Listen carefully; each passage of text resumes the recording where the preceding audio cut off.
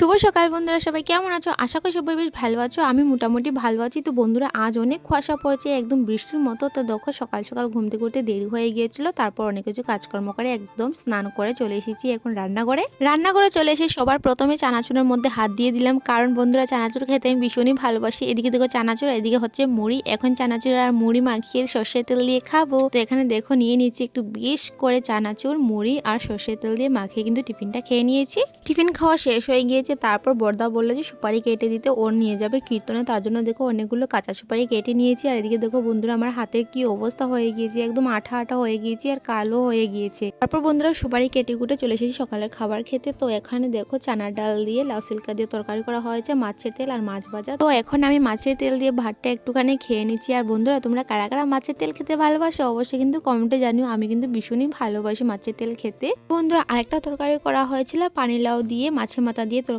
তো বন্ধুরা, আজকে ভিডিও এতটুকু পর্যন্ত। তোমাদের কাছে ভিডিওটি ভালো লাগলে অবশ্যই একটা লাইক করে দিও। বাই।